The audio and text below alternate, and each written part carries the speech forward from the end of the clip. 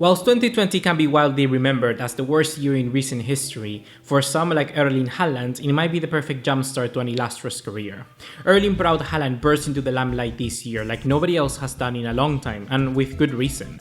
Moving from Red Bull Salzburg to Dortmund in the January transfer market, Erling Haaland's impact has been nothing short of remarkable for Borussia Dortmund, scoring 19 goals already for them, averaging 1 every 57 minutes this season. Haaland is already drawing comparisons with 𝗀𝗏𝗂𝗏𝗏𝗂𝗓, which is no surprise to be honest, as he's already owning in Europe, but also because of his infamous agent. Mino Raiola is at the helm of Haaland's success and is guaranteed to play a crucial part in the future of the young Norwegian.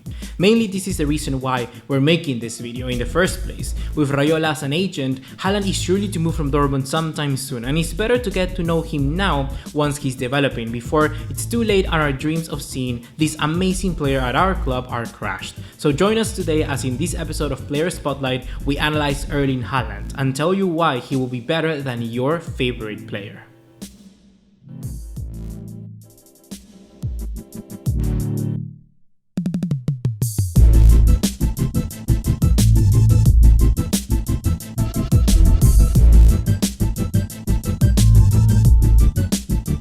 Hello everyone, ¿cómo están? BugaLuis here, welcome back to another video here on the channel. In terms of next future generational stars, I bet that we already agree that Erling Haaland is pretty much up there.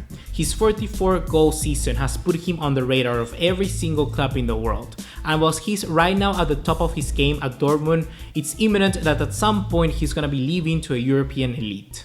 So to begin with, let's start talking about Erling Haaland's statistics, because for me this is the thing that really cements him above the rest, the sheer volume of numbers that this guy can dish out. In the 2019-2020 season, he scored 44 goals like we just mentioned, and assisted 10 others, and 10 of those goals came in the UCL. Might I add that he has scored more goals than was expected of him in goals per 90. His expected goals indeed were 0.75 and those were 1.10. With this, we can clearly establish that Haaland is a goal-scoring machine. The Norwegian physique is also absolutely outstanding, additionally standing at 6 foot 4 inches, which is 1.94 meters. Haaland provides quite the aerial threat, something which is unique and is only positive to which any club that he goes to. Furthermore, in spite of his towering height, Haaland is incredibly fast. He has reached top speeds of 36 km per hour and has 0.3 seconds off breaking the world record for a 60-meter sprint.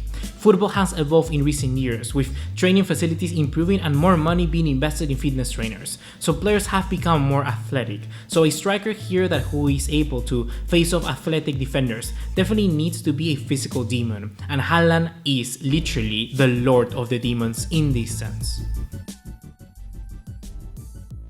Yet for me, what's more in terms of development is that Haaland is making the right decisions. When it's time to move to a club, it's meaningful and it's paramount.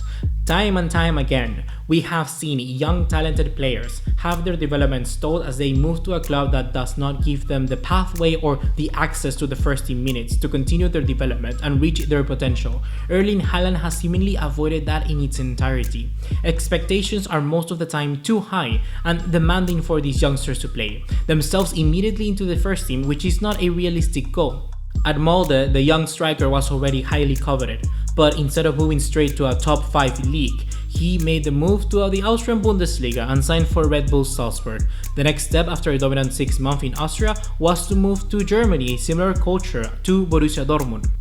I guess that then, if you're asking me how I can describe Haaland in the fewer words as possible, I could say something like, the most interesting thing about Haaland as a player is that the fact that he challenges our biases and preconceptions, because every step that he takes is the right one. He most commonly operates as a central attacker, when he positions himself in between the opposing central defenders before making runs in behind and stretching that defense. But he also similarly is comfortable withdrawing to offer support into the midfield, whether in a central territory or moving out wide. On top of that, the physical prowess encourages him to hold up possession and invites others into play, and he demonstrates the necessary control needed to protect it and then release an advancing teammate. This is for me the key attribute that cements Haaland as the pivotal example of a modern complete striker. The best way to describe Haaland is that he can play both for Mourinho and Pep at the same time. He can fit both modes and play to the strengths of such different past systems. We already mentioned how despite his height, he's incredibly fast, and that is the fusion, needless to say, which is deadly, and only few players in world football can accomplish such combo. However, the one strength that surpasses all and really cements Haaland as an effective goal-scoring terminator is the combination that exists within the walls of his cranium, his movement coupled with his intelligence. One of Haaland's best attributes is his movement of the ball. He's constantly on the move looking for space and usually tries to make runs off the shoulders of the last defenders to go through on goal. Allied with his pace, this makes him a fearsome proposition for an opposing defense. Whether it's moving to a deeper position, holding up play, or just running off the shoulder of a defender, it is how quickly he can shift his way of playing that makes him so effective. One common thing that happens with a lot of strikers in world football is that when they attempt to make a second run, they are just simply offside or don't have the energy to go into sprint into full throttle. But that doesn't really happen with Erling Haaland. He will regularly make his first sprint, not receiving possession, and almost immediately again sprint to offer support elsewhere. Such constant movements consistently test his opponent's concentration and stamina. Haaland is the best onto space runner in the world right now. In my opinion, may not be because of his natural raw talent on the ball, but because of the sheer determination to provide himself as a possible outlet in attack. This guy wants to score goals and nothing's gonna stop him because he literally is going to run to make that happen.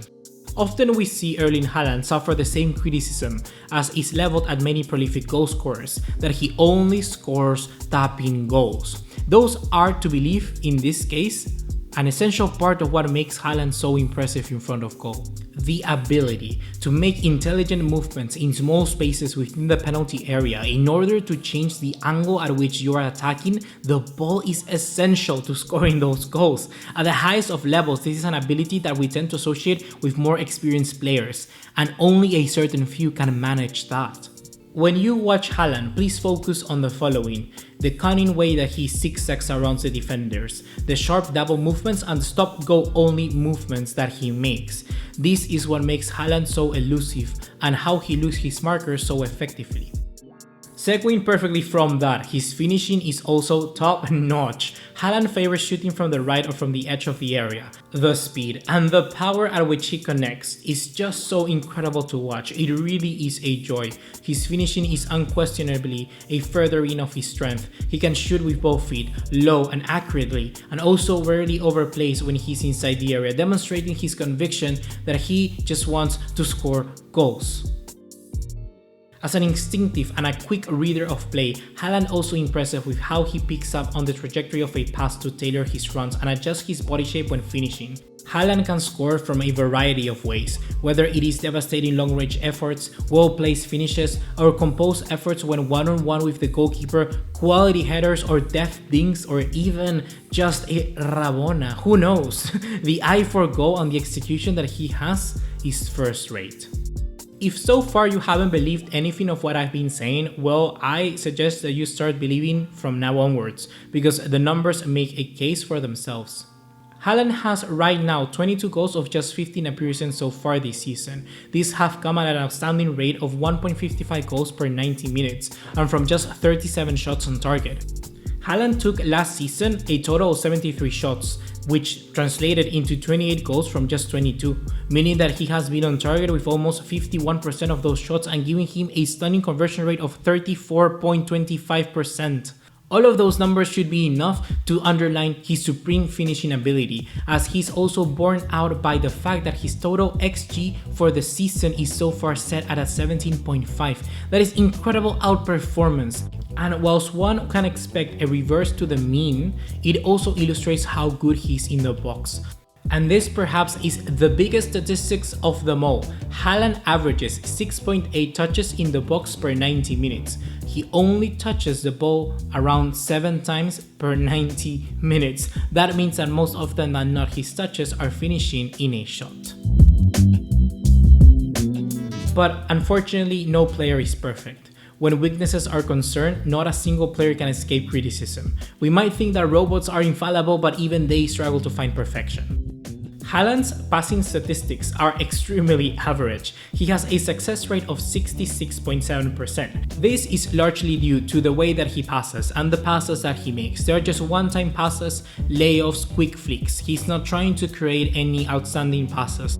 On top of that, most of these passes are more likely than not to be intercepted or go wrong. But Haaland's role in a team shouldn't be of creating, but rather of setting up and allowing the play to circulate and just advance.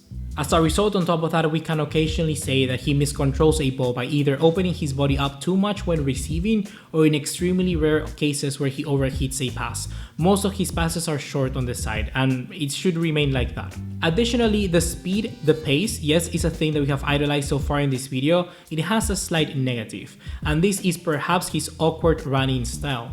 It is kind of like a half-hunched, half-speed skater push. While this gives him the great acceleration, it can look strange, and there are times that he can just sort of feed out and the ball just hits off his leg, off his ankle, and through the ball and through the legs, and it just never really lands into a perfect control. Nevertheless, he's very good and an agile dribbler who can beat one-on-one or two players off the bounce. Although he does prefer to go across his body to the middle almost every time, that is quite good for shooting locations, but one has to wonder if it doesn't make him a little predictable. And lastly, there's one more weakness to his game, and that is that despite his size, he averages just 38% success on 3.2 aerial duels, which isn't the strongest part of his game. He can flick the ball down the line when throw-ins happen or chest it down after a long ball, but in reality, sometimes he would just arrive well at the back of the post for a header and instead go for a shot when he should be using that head of his. He gets higher numbers and better conversion rate in the way that he shoots, yes, but it is just underwhelming to think that he's not taking advantage of what obviously is a natural gift of his. In a relatively just short space of time, Haaland has demonstrated how he can offer a big presence in the center forward role. His ability to play with the back to goal or to play on the heels of the deepest defender allows him to easily slot into various formations and play different styles. The fact that he's so willing to step up and take penalties also suggests that he has a strong character, willing to take extra responsibility for the team. A club will certainly come in for him soon, with big money and promises for consistent game time too. Man City, Real Madrid, Barcelona are the main candidates in my opinion, with Real Madrid and Manchester City looking for a new number 9 and Barcelona having the presidential elections on the horizon. What is more certain than not is that possibly this could happen in 2021-2022. We just have to wait and see, but at least I got to share with you my opinions on Erling Haaland and why he might be better than your favorite player in the future, because surely he's going to become one of mine.